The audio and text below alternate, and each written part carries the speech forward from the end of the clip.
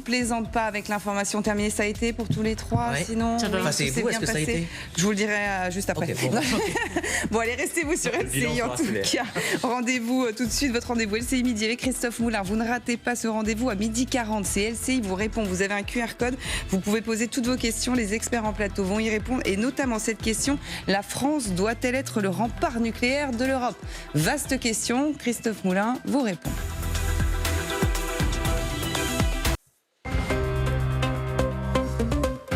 Bonjour et bienvenue, très heureux de vous retrouver pour ce LCI Midi. C'est 2 heures d'humeur, de débat, de bonne humeur également.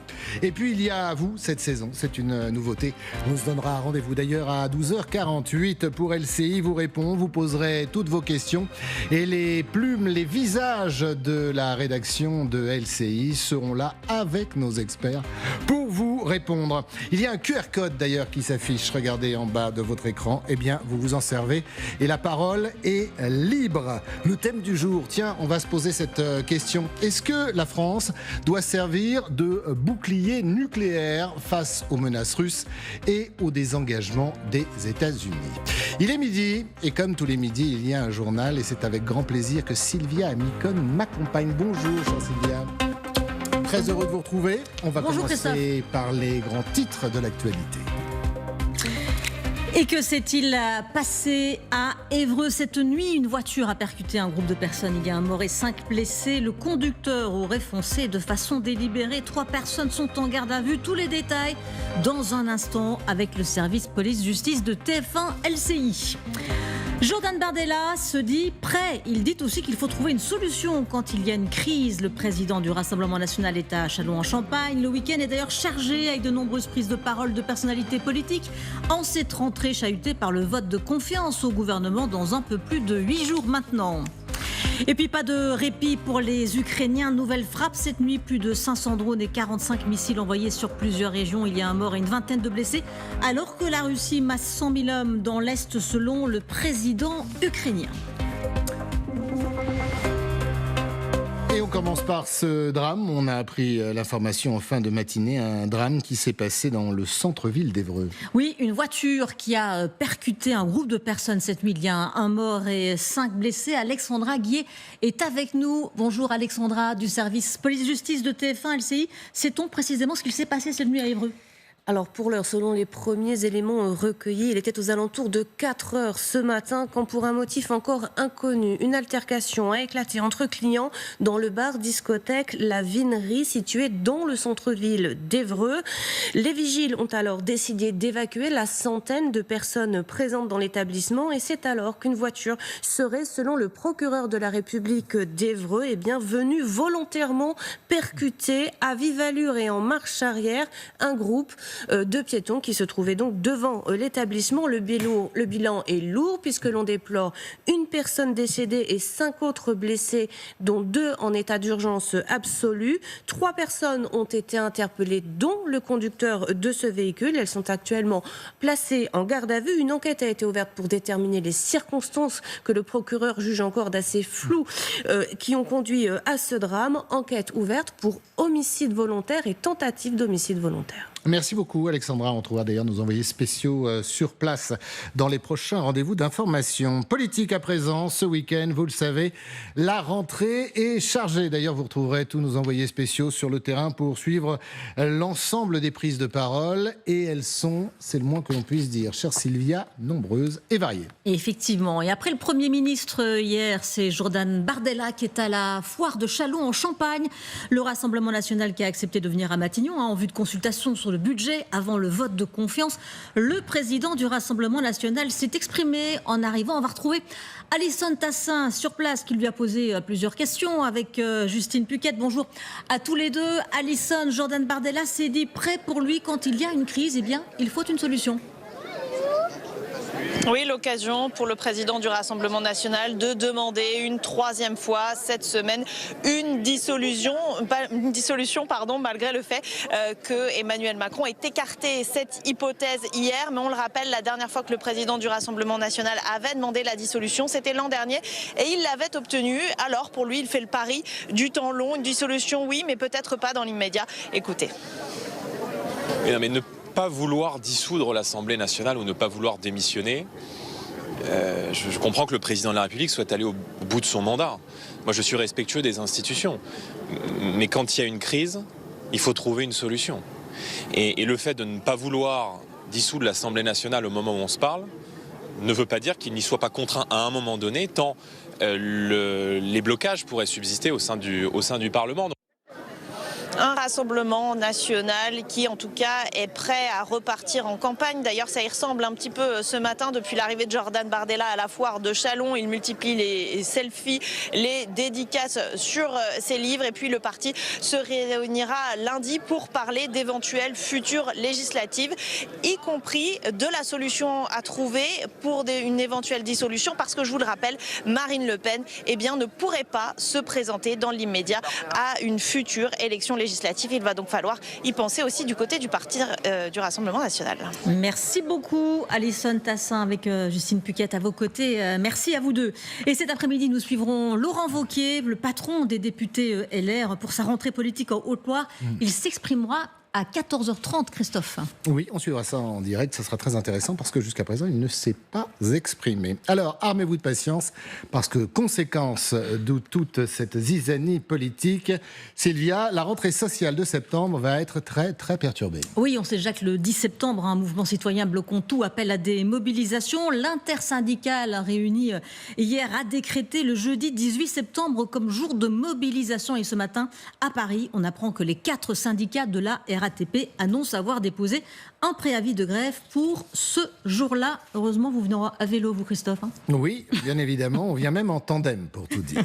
On va prendre la direction de l'Ukraine. Décidément, Vladimir Poutine est plus que jamais un va-t-en-guerre. Nouvelle nuit de terreur pour les habitants. À nouveau, des civils ont été visés. Oui, avec ces nouvelles frappes russes dans la nuit, plus de 530 drones et 45 missiles envoyés. Plusieurs régions ont été visées, 14 précisément, selon le président ukrainien Zaporizhzhia, notamment la région de Dnipro. On dénombre pour l'instant un mort, 24 blessés. Le président Zelensky prévient quant à lui, la Russie est en train de masser 100 000 hommes à l'est du pays, près de Pokrovsk. C'est une ville centrale dans la bataille du Donbass que le président Poutine veut absolument contrôler, ce qui n'est pas le cas aujourd'hui. On va écouter Volodymyr Zelensky. La situation sur la ligne de front, la situation est plus ou moins normale. La situation est sous contrôle. La situation de Povrovsk est la plus préoccupante aujourd'hui. Il y a une accumulation et une concentration de l'ennemi à cet endroit. Jusqu'à 100 000 soldats, c'est ce que nous avons constaté ce matin. Il prépare des actions offensives dans tous les cas. Il est important que nous le sachions et que nous gardions le contrôle. Vous verrez d'ailleurs une interview du ministre de la Défense russe qui va plus loin d'ailleurs sur cette offensive, indiquant que pour la Russie, cette guerre est loin d'être terminée. On va prendre la direction des États-Unis. Sérieux revers pour Donald Trump sur fond de droits de douane. Effectivement, une cour d'appel fédérale a décrété qu'une partie des droits de douane étaient illégaux. C'est un des piliers, vous le savez, de sa politique économique. Le président a tout de suite réagi sur son réseau social. Tous les droits de douane sont encore en vigueur, a-t-il écrit. En effet, il compte se tourner vers la Cour suprême qui a suspendu ce jugement jusqu'au 14 octobre. On ne quitte pas les États-Unis avec une décision qui fait beaucoup réagir. Les États-Unis qui refusent la délivrance, je cite, des visas des responsables palestiniens. Oui, et ce avant l'Assemblée générale de l'ONU qui se tiendra fin septembre. Sont visés les membres de l'Organisation de la libération de la Palestine, de l'autorité palestinienne. C'est une Assemblée générale pendant laquelle la France compte demander la reconnaissance de l'État de Palestine. Retrouvons à Washington notre correspondante Sonia Dridi. C'est une mesure extraordinaire destinée à mettre la pression sur les Palestiniens. Elle intervient alors que la France, notamment, s'apprête à reconnaître un État palestinien lors de cette Assemblée générale de l'ONU. Alors le département d'État invoque une question de sécurité nationale. Il accuse notamment l'autorité palestinienne et l'Organisation de la libération de la Palestine de compromettre les perspectives de la paix. Et il dénonce le fait que les Palestiniens se servent de la justice à des fins illégitimes, je cite, en se tournant vers la Cour pénale internationale et la Cour internationale de justice pour régler leurs différends avec Israël. Ce vendredi, l'un des conseillers du président, Stephen Miller, nous a déclaré à la Maison-Blanche: nous voulons empêcher notre système de visa d'être utilisé par des gens qui soutiendraient des activités terroristes. De son côté, l'autorité palestinienne a dénoncé une décision qui est en contradiction avec le droit international. Voilà, une décision qui est aussi dénoncée par le ministre des Affaires étrangères français qui s'est exprimé ce matin depuis le Danemark. On va l'écouter. Le siège des Nations Unies est un lieu de neutralité, c'est un sanctuaire au service de la paix, où sont résolus les conflits. Une Assemblée générale des Nations Unies, fondée il y a 80 ans, par la France, entre autres pays fondateurs, ne saurait souffrir d'aucune restriction d'accès. Merci beaucoup. Oui, alors, un petit sujet encore. Un petit sujet quand même. Mais oui, en plus, c'est Je vous emmène au Japon en plus, voilà. Christophe. Le Japon qui ne lésine pas sur les moyens pour protéger ses habitants face à une possible éruption du mont Fuji. Depuis le XVIIIe siècle, il n'est plus entré en éruption. Alors pour rappeler les gestes à suivre si jamais cette catastrophe devait arriver, la mairie de Tokyo a mis en ligne une vidéo très alarmante. On va regarder ces images justement commentées par Maxence Lidard. Tokyo enseveli par les cendres du mont Fuji, devant le regard sidéré de ses habitants. Rassurez-vous, ces images sont fausses, générées par l'intelligence artificielle. Mais une chose est sûre, cette Tokyoïte n'est pas prête pour ce scénario catastrophe. Je pense que si le mont Fuji entrait en éruption, ce serait une catastrophe majeure. Les gens s'y rendent sans réfléchir. Nous l'escaladons aussi sans trop y penser. C'est justement pour pallier le manque de préparation de ses habitants que la mairie de Tokyo a réalisé cette vidéo. Le mont Fuji n'est pas entré en éruption depuis plus de 300 ans, mais les scientifiques s'inquiètent d'un possible réveil du volcan. Ce retraité ne s'en préoccupe pas pour autant. Je n'accorde pas trop d'importance à cette question, à moins qu'il n'y ait des données concrètes comme une activité volcanique ou des tremblements de terre fréquents. Auquel cas, je prêterai attention à ce qui se passe là-bas. La vidéo générée par l'intelligence artificielle est-elle réaliste? Cet expert en est convaincu. La vidéo s'inspire de cas passés de catastrophes liées aux cendres comme référence. Et en ce sens, je ne pense pas qu'il y ait quoi que ce soit d'étrange à cela. Le Japon compte 111 volcans en activité, soit le deuxième taux le plus élevé au monde, derrière l'Indonésie.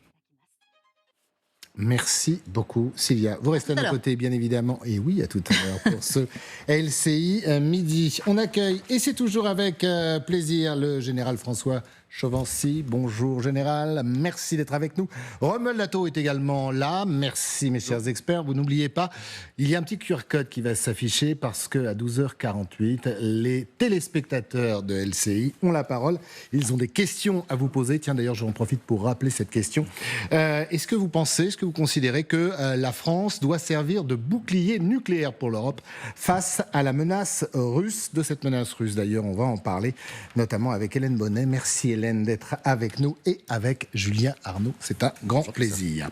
Prenons la direction, si vous êtes d'accord, de l'Ukraine, et notamment de Kiev. Avec cette image, vous allez le voir, lourde de sens pour commencer. C'était hier, le président Volodymyr Zelensky participait à la première cérémonie funéraire officielle au cimetière national ukrainien, un lieu récemment inauguré où sont inhumés avec honneur militaire les soldats tués dans cette guerre. Moment symbolique au moment où plusieurs services de renseignement affirment, vous allez le voir, que Moscou se prépare à une offensive de très grande ampleur dans les semaines à venir, notamment dans la région de Donetsk. D'où le ton d'ailleurs que cherche à gagner Vladimir Poutine en pseudo-négociation ou scène diplomatique. On va retrouver Emma Barrier et Vincent Wartner à Kiev. Merci beaucoup d'être là. Merci à tous les deux. Emma, cette offensive inquiète au plus haut point les autorités ukrainiennes, à tel point d'ailleurs que Volodymyr Zelensky s'est exprimé: manque de tout, d'armes, de munitions et d'hommes pour aller combattre. Effectivement, ici, on pourrait dire qu'on assiste en tout cas à une continuité d'offensive qui a déjà commencé il y a quelques mois de cela, mais effectivement, il y a de nouvelles inquiétudes ici. La première, c'est cette petite incursion, une nouvelle avancée dans la région de Dnipro, un oblast qui n'est même pas revendiqué par Moscou, mais où la situation commence à inquiéter. Zelensky, cette semaine, l'Ukraine a reconnu que effectivement des soldats étaient rentrés dans cette région. Des combats sont en cours dans certains villages, mais la situation est en train d'être fixée. Mais en revanche, Zelensky effectivement est très inquiet inquiets par la situation à Pokrovsk, donc au sud-ouest de Donetsk, une des dernières localités avant d'accéder à la région de Dnipro. Selon lui, pas moins de 100 000 soldats seraient amassés dans cette région, peut-être prêts à encercler cette ville. Ils sont très inquiets de cette situation et effectivement, il ne faut pas oublier aussi que toute cette pression russe, elle a aussi lieu sur l'ensemble de la société ukrainienne, pas seulement sur le front. On rappelle qu'il y a eu d'importantes frappes lors des dernières nuits ici dans tout le pays et aussi à Kiev. Et effectivement, des infrastructures énergétiques également qui sont ciblées par les Russes pour tenter de rendre la vie difficile aux Ukrainiens pour l'hiver à venir. Forcément, ici, ils sont très inquiets, non pas tant sur ce point, car ils s'y sont préparés lors des hivers précédents. Ici, ils sont surtout inquiets de voir du territoire disparaître au profit des Russes à l'est du pays, d'autant plus qu'on sait que là-bas, les soldats manquent cruellement de moyens. Merci beaucoup, Emma. Merci à Vincent Wartner. Hélène Bonnet, vous connaissez bien cette région. Vous y êtes allé très souvent en mission. On parle souvent d'offensive. Zelensky parle de 100 000 hommes. C'est beaucoup. Nul doute, et ça revient souvent dans nos conversations, que Poutine gagne du temps. Poutine veut l'Ukraine, peut-être pas complètement, quoique, mais en tout cas, il veut ces territoires. Oui, il les veut, et c'est ce que disent tous les dirigeants européens, c'est ce que dit Volodymyr Zelensky. Il n'a pas renoncé à son objectif qui est de conquérir les territoires, notamment Donetsk et Louhansk. Et ça va à l'encontre du discours d'ailleurs américain qui explique que non, Vladimir Poutine voudrait s'orienter vers la paix. En tout cas, c'est ce que dit officiellement Donald Trump. Donc effectivement, si ces hommes sont bien massés là où ils sont, ça montre que l'objectif, c'est bien de s'emparer de ces territoires. Alors, il y a une inquiétude ukrainienne, on peut le comprendre, parce qu'on a vu ces dernières semaines qu'il y avait eu des incursions russes qui avaient été faites, même si elles n'ont pas pu être confirmées. On voit que quand même, globalement... Il y a des villages qui sont tombés. Des villages qui sont tombés, mais ça reste, encore une fois, ça reste des villages. Alors on dit à chaque fois, ça grignote, ça reste quand même extrêmement lent. Les Russes n'ont pas fait de percées majeures pour l'instant. Il y a eu ces petites percées que l'Ukraine a réussi à éteindre, mais beaucoup d'hommes massés, ça reste un problème. Il faut des munitions. Enfin, le problème des Ukrainiens reste toujours le même, c'est que sur le terrain militaire, ils ne pourront pas l'emporter. Il faut contenir. Et puis surtout, la Russie, dans cette grande période de négociation dans laquelle on est, cherche effectivement à gagner du temps et puis veut surtout réussir à s'emparer du maximum de territoire pour être encore plus fort face à la pression occidentale. Et continue de frapper encore, comme cette nuit, les populations civiles.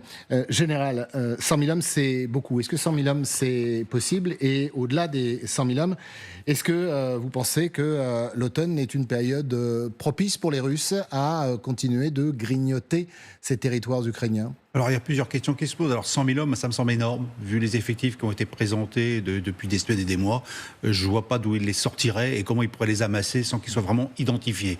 Et quand on reprend l'ISW, d'ailleurs, de ce matin, on voit bien que les effectifs, c'est en gros l'équivalent d'une division prise par là, prise par là. Ça fait en gros quelques dizaines de milliers d'hommes, mais pas 100 000. On serait peut-être 20, 30 000. Mais là, on parle sous réserve de plus d'informations. Donc, moi, je ne crois pas à ces 100 000 hommes. En revanche, que Pokrovsk soit une cible, sans aucun doute. Que Kupiansk soit une cible plus au nord, sans aucun doute. Et au centre, le village, je n'arrive pas à dire le nom, qui est aussi une cible où finalement, dans ces trois zones, ces trois villes, les Russes sont dans les banlieues. Elles sont dans les banlieues de la ville. Donc c'est quand même en phase non pas de conquête, mais en phase de pénétration et avec un encerclement qui se fait avec des plages, des zones de sortie de pas plus de 8 km. Donc déjà, on est dans des villes encerclées qui sont effectivement dans le cadre des objectifs militaires de l'armée russe. On reste ensemble. Petite publicité dans un instant et on va revenir avec une information qui vient de nous parvenir. Selon le Financial Times, 4 sources au plus haut niveau affirment que Donald Trump soutiendra le plan proposé par Moscou. La présence de soldats chinois sur le sol ukrainien aux côtés des forces d'interposition occidentales. Pas de confirmation du côté de la Maison-Blanche. On verra du côté du Kremlin ce que ça donne. Ce serait d'ailleurs une première et pour le moment, Pékin n'a pas réagi, mais on vous dit tout dans un instant.